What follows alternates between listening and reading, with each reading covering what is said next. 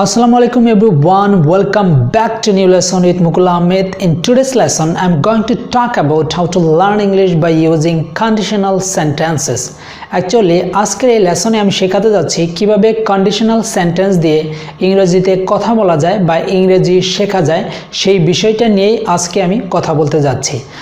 So আমি ভিডিওটি শুরু করার আগে বলতে চাই যারা এখনো চ্যানেলটিকে সাবস্ক্রাইব করেননি তাদেরকে বলবো প্লিজ চ্যানেলটিকে সাবস্ক্রাইব করে দেন এবং পাশে থাকা বেল আইকনটি অবশ্যই বাজিয়ে দিবেন পরবর্তী ভিডিওটি সবার আগে পেতে।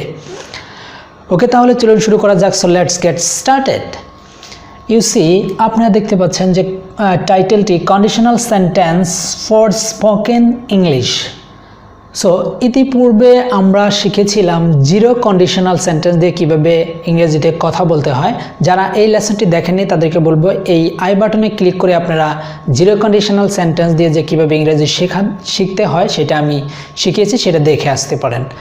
এনিওয়েজ, আজকে আমরা শিখব first conditional and then second conditional দিয়ে কিভাবে ইংরেজিতে কথা বলতে হয় বা ইংরেজিতে কথা বলা যায়। সো প্রথমেই আমরা দেখব first conditional. So first conditional তাকেই বলে, আমি একটি গঠনটা লিখে দিই যাতে সুবিধা হয়। ফার্স্ট কন্ডিশনাল থাকবে ইফ প্লাস সাবজেক্ট প্লাস ভার্বের প্রেজেন্ট ফর্ম প্লাস অবজেক্ট এই পর্যন্ত থাকবে। পরে ফিল আপ করতে হবে বা পরে যখন আমরা কথা বলবো তখন দিব সাবজেক্ট প্লাস শেল বা will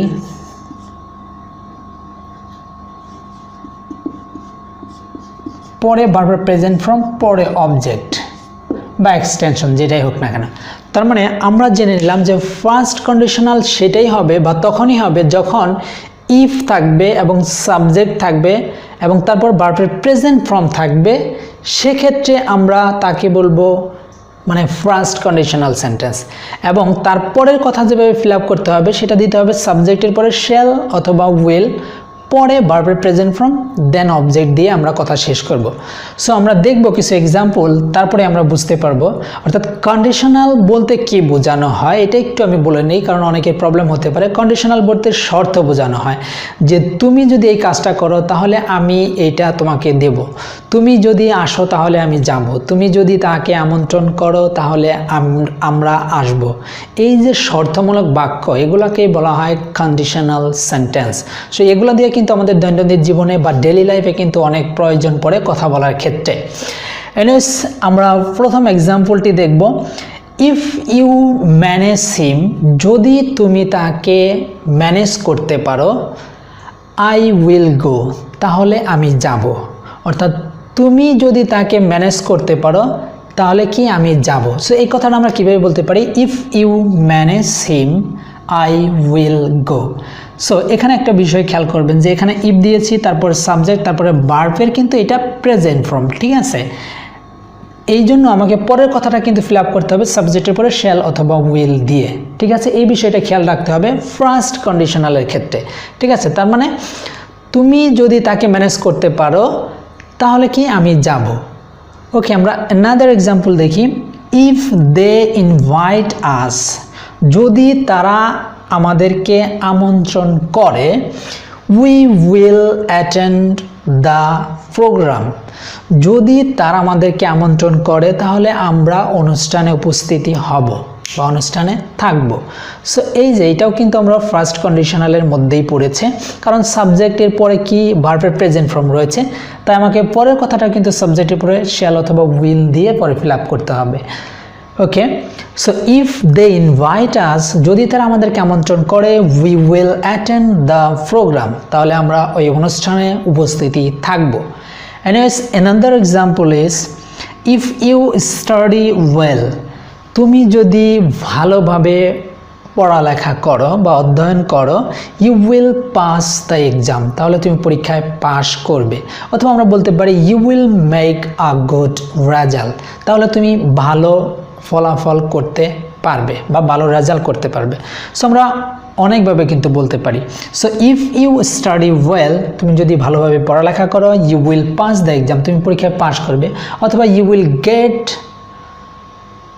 you will make a good result অথবা you will get a good marks, তাহলে তুমি একটি ভালো মার্কস পাবে, তুমি পরীক্ষায় ভালো ফলাফল করবে, তুমি পরীক্ষায় পাশ করবে ইত্যাদি। তার মানে এগুলো আমরা শিখলাম যে শর্তমূলক বাক্য, যে তুমি যদি পড়ো তাহলে তুমি পাশ করবে, তুমি ভালো রেজাল্ট করবে, তুমি ভালো কিছু করতে পারবে, এই যে শর্তমূলক বাক্য। সো এই গেল ফার্স্ট কন্ডিশনাল সেন্টেন্স দিয়ে আমরা কিভাবে ইংরেজিতে কথা বলতে পারি। আমি 3টি এক্সাম্পল দিয়েছি, দ্যাট মিন্স আপনাকে আরও অ্যানাদার এক্সাম্পল দিয়ে প্র্যাকটিস করতে হবে, জাস্ট এই স্ট্রাকচারটা ফলো করে, এই গঠনটা ফলো করে বললেই কিন্তু ফার্স্ট কন্ডিশনাল সেন্টেন্স হয়ে যাবে। ওকে, নাও আমরা দেখব এবার second conditional sentence. So second conditional সেন্টেন্সের আমি গঠনটা একটু লিখে দেই বোঝার সুবিধার্থে।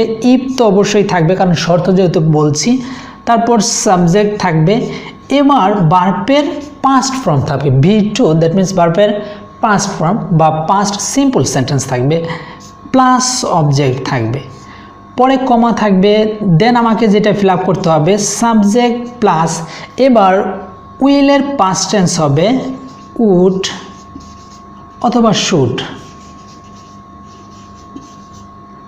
তারপরে শ্যাল শুড অর্থাৎ মডাল অক্সিলারি ভার্বের পরে ভার্বের প্রেজেন্ট ফর্ম হয়। সো উড, আমার এই শুডটা আগে দেওয়ার কথা ছিল, যাই হোক, উড শুড দেন ভার্বের প্রেজেন্ট ফর্ম পরে অবজেক্ট। একটা বিষয় খেয়াল রাখতে হবে, শুড উডের পরে কিন্তু কখনোই ভার্বের পাস্ট টেন্স দেওয়া যাবে না। সো এখানে V2 আছে বা পাস্ট টেন্স আছে বিদায় কিন্তু এখানে উড বা শুড হয়েছে, কিন্তু এরপরে আবার ভার্বের প্রেজেন্ট ফর্মই দিয়ে কথা বলতে হবে। সো গঠনটা আমরা জেনে নিলাম যে সেকেন্ড কন্ডিশনালের গঠনটা হলো if plus subject plus V2, that means ভার্বের পাস্ট ফর্ম, দেন অবজেক্ট থাকবে বা দিতে হবে কথা বলার সময়। দেন যে কথাটা দিয়ে আমরা ফিল আপ করবো সেটা হবে সাবজেক্ট হতে পারে, তারপর কি অবশ্যই দিতে হবে, আমরা শ্যাল উইলের পাস্ট ফর্মটি ইউজ করব, উড অ্যান্ড শুড অথবা শুড বা উড একই কথা, প্লাস ভার্বের present form then object. Okay, আমরা কিছু এক্সাম্পল দেখব। Number 1, if they sold. দেখুন, ইফ সাবজেক্ট পরে ভার্বের পাস্ট ফর্ম রয়েছে। So if they sold their house, যদি তারা তাদের বাড়িটি বিক্রি করত তাহলে কি হইতো, দে উড বি রিচ, তারা ধনী হতো। যদি তারা তাদের বাড়িটি বিক্রি করত তাহলে কি হতো, দে উড, এবার উইল দেওয়া যাবে না, এখানে উড দিতে হবে, ঠিক আছে, দে উড বি রিচ, তাহলে তারা ধনী হতো। অথবা আমরা বলতে পারি যদি তারা তাদের বাড়িটি বিক্রি করত, আই উড বাই, তাহলে আমি সেটা কিনতাম। যদি তারা বাড়িটি বিক্রি করত তাহলে আমি কিনতাম, যদি তারা বাড়িটি বিক্রি করত তাহলে তারা ধনী হতো ইত্যাদি কিন্তু হতে পারে। এটা হলো সেকেন্ড কন্ডিশনাল কিন্তু স্ট্রাকচার, ঠিক আছে, সেকেন্ড কন্ডিশনাল স্ট্রাকচার কিন্তু এভাবে। Okay, next example is if you play it well, যদি তোমরা ভালো খেলো। এখানে একটু কথা বলে নেই যে এখানে সবগুলো কিন্তু পাস্ট টেন্স আছে, তাই না, যে সাবজেক্টের পরে কিন্তু পাস্ট টেন্স রয়েছে, এটাতেও কিন্তু সাবজেক্টের পরে পাস্ট টেন্স রয়েছে, ঠিক আছে। সো এখানে তাহলে আমরা এটা বললাম না কেন যে if you play it well, যদি তোমরা ভালো খেলতে, এটা হলো না কেন, মানে শর্তমূলক বাক্যে আসলে এখানে প্রেজেন্ট পাস্ট টেন্স আছে কিন্তু পাস্ট টেন্সের কথা আমরা কখনো বলি না এইভাবে, যদি বলি তারপরেও হবে, কিন্তু আমরা কখনো এটা বলি না যে if you play it well, যদি তুমি ভালো খেলতে তাহলে you would win the match, তাহলে তোমরা খেলায় জিততে। সো আমরা ওইভাবে বলি না, কিন্তু আমরা এইভাবেই বলে ফেলি, যদিও পাস্ট টেন্স আছে কিন্তু আমরা মিনিংটা বর্তমানের অর্থেই প্রকাশ করে থাকি যে if you play it well, যদি তোমরা ভালো খেলো, you would win the match, তাহলে তোমরা খেলায় জিতবে, ঠিক আছে। বাট কেউ যদি এভাবে বলে যে if you play it well, যদি তোমরা ভালো খেলতে, you would win the match, তাহলে তোমরা খেলায় জিততে। সো এভাবে বললেও হবে, কিন্তু আমরা ওইভাবে বলি না সাধারণত। শর্তমূলক বাক্য বলতে আমরা ওই রকম পাস্ট টেন্স অতীত অর্থে আমরা বলি না, যদি আপনি বলেন তারপরেও হবে, কিন্তু আমরা সাধারণত কি করি, আমরা বর্তমান অর্থে কিন্তু বলে থাকি। Anyways, next example is if I became a doctor. তাহলে আমরা কিন্তু বিকেম লিখেছি, আমরা কিন্তু এভাবে কখনো বলি না যে আমি যদি ডাক্তার হয়েছিলাম, আমরা বলি এটা না। এখানে যদিও পাস্ট টেন্স আছে কিন্তু আমাদের প্রেজেন্ট টেন্সের অর্থেই প্রকাশ করতে হবে, ঠিক আছে, গুরুত্বটা বেশি দিতে হবে কি প্রেজেন্ট টেন্স অর্থে। কিন্তু এগুলা কেন দিব, কারণ এগুলো শর্তমূলক বাক্য, আমাদের শর্ত বোঝাচ্ছে এই জন্য। যাই হোক, if you became sorry, if I became a doctor I would serve the patient. So তাহলে আমরা কিভাবে বললাম এটা, যে এখানে সাবজেক্ট রয়েছে এবং দেন B2 রয়েছে, দ্যাট মিন্স ভার্বের পাস্ট ফর্ম রয়েছে, সেক্ষেত্রে আবার এখানে অবজেক্ট রয়েছে এবং দেন আমাকে যে কথাটা ফিল আপ করতে হবে সাবজেক্ট পরে শুড অথবা উড দিয়ে পরে ভার্বের প্রেজেন্ট ফর্ম দিতে হবে, ঠিক আছে। এটা কিন্তু B1, এটা তো আমরা শ্যাল শুডের উইল উডের মানে ফর্মটা দিচ্ছি আমাদের গঠন অনুযায়ী, পরে অবজেক্ট দিচ্ছি। সো এই ছিল ফার্স্ট কন্ডিশনাল সেন্টেন্স দিয়ে কীভাবে ইংরেজি শেখা যায় বা শিখতে পারবেন সেটা। অ্যান্ড দেন এখানে দিয়েছিলাম সেকেন্ড কন্ডিশনাল দিয়ে কীভাবে ইংরেজি শেখা যায় সেটা আমি দেখিয়ে দিলাম, যাতে খুবই ইজিভাবে আপনারা ইংরেজি শিখতে পারেন বা ইংরেজিতে কথা বলতে পারেন with your friends and family. এই লেসনটি শেষ করার আগে আমি একটু সাম আপ করে দিতে চাই। সো ফার্স্ট কন্ডিশনাল সেন্টেন্স সেটাই হবে ই প্লাস সাবজেক্ট প্লাস ভার্বের প্রেজেন্ট ফর্ম যখন থাকবে সেক্ষেত্রে আমরা বলবো ফার্স্ট কন্ডিশনাল সেন্টেন্স, এবং তারপরে যদি সাবজেক্টের পরে শ্যাল অথবা উইল থাকে এবং পরে ভার্বের প্রেজেন্ট ফর্ম থাকে, শ্যাল উইল থাকলে পরে ভার্বের প্রেজেন্ট ফর্মই থাকবে বা দিতে হবে, সেক্ষেত্রেই হবে কেবলমাত্র ফার্স্ট কন্ডিশনাল সেন্টেন্স।